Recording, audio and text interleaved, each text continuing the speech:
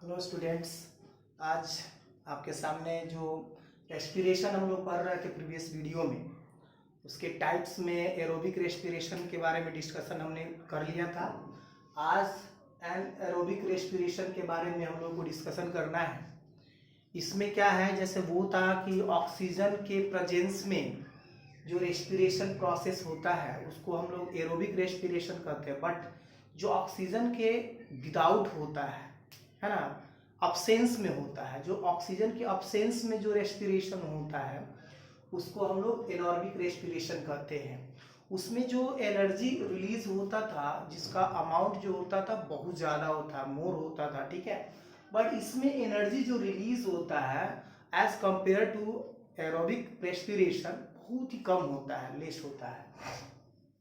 इसमें आपको बोलता है कि जो इसमें जो रेस्पिरेशन की प्रोसेस में जो ये माइक्रोस्कोपिक ऑर्गेनिज्म जैसे ईस्ट हो गया, बैक्टीरिया हो गए कुछ, ये सारे जो ये रेस्पिरेशन प्रोसेस को ही यूज करते हैं एनर्जी ऑब्टेन करने के लिए, प्राप्त करने के लिए।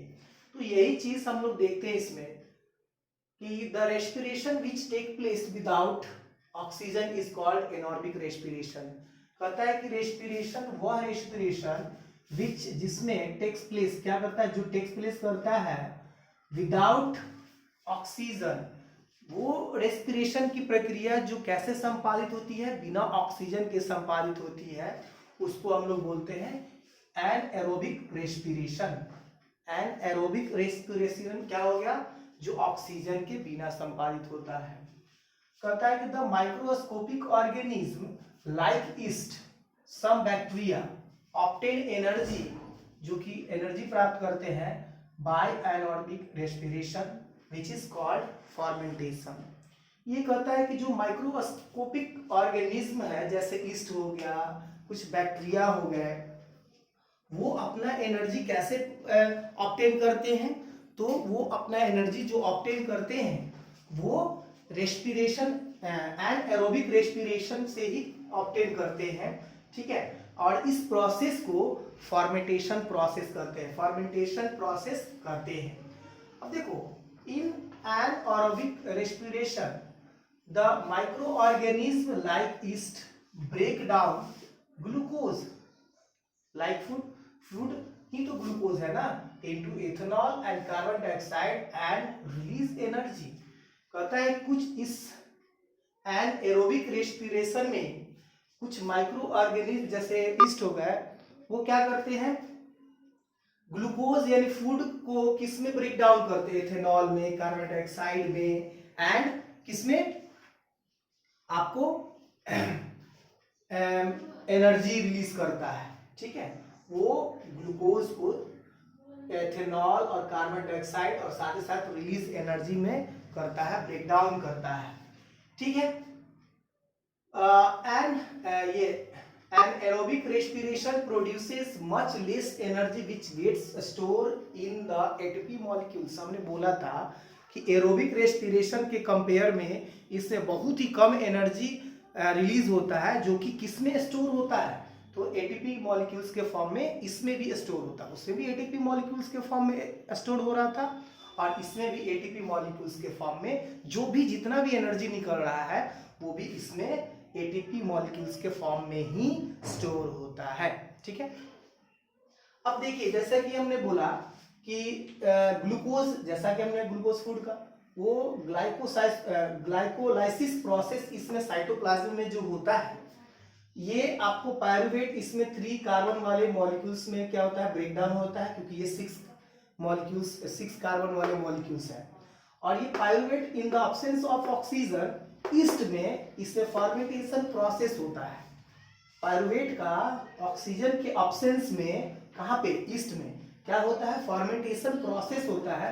और उस प्रोसेस के दौरान ये किसमें ब्रेक डाउन हो जाता है, एथेनॉल में, कार्बन डाइऑक्साइड में और एटीपी में, मतलब ये बोले कि एनर्जी में, ठीक है। ये जो एनर्जी है एज कंपेयर टू, बार बार बोल रहा है, एरोबिक एनर्जी से बहुत ही कम होता है, लेस होता है, जो कि हमने यहाँ पे मेंशन किया है।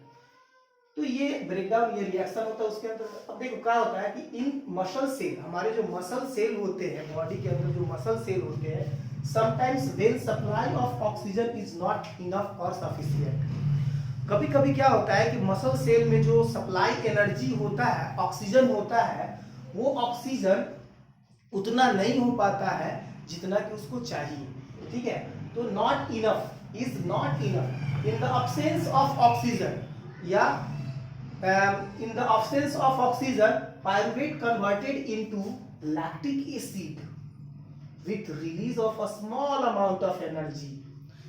क्या होता है कि in the absence of oxygen means not sufficient amount of oxygen, pyruvate converted into lactic acid, किसमें कन्वर्ट हो जाता है? लैक्टिक एसिड में कन्वर्ट हो जाता है, और वो क्या रिलीज करता है? तो स्मॉल अमाउंट ऑफ एनर्जी, बहुत ही कम मात्रा में एनर्जी, जो कि बॉडी को जितना चाहिए उतना एनर्जी वो नहीं रिलीज कर पाता है, जिसके कारण मसल्स क्या होता है? फैटिग हो जाता है, क्रैम्प आना शुरू हो जाता है, पेन होना शुरू हो जाएगा, मसल में दर्द होना शुरू हो जाता है।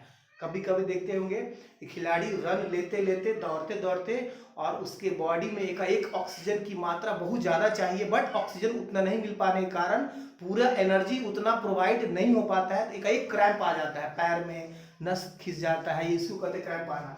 तो वो क्रैम्प आ जाता है, क्यों? क्योंकि उसमें ऑक्सीजन उतना नहीं मिला, और ऑक्सीजन नहीं मिला तो उस अब्सेंस ऑफ ऑक्सीजन का लैक्टिक एसिड बना और small amount of energy release हुआ, जिसके कारण उसमें क्या हो गया? क्रैम्प आ गया। तो ये यहाँ भी उसी तरीके से बताया गया है कि ग्लूकोज ग्लाइकोलाइसिस हुआ इन द साइटोप्लाज्म।